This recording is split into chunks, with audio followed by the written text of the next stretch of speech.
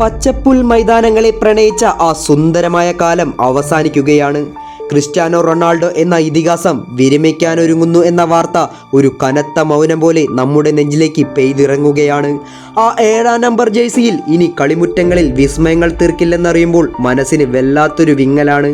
പക്ഷേ കാർമേഘങ്ങൾക്കിടയിൽ നിന്നും സൂര്യൻ ഉദിച്ചുയരുന്നതുപോലെ നാം എന്തിനാണ് സങ്കടപ്പെടുന്നത്?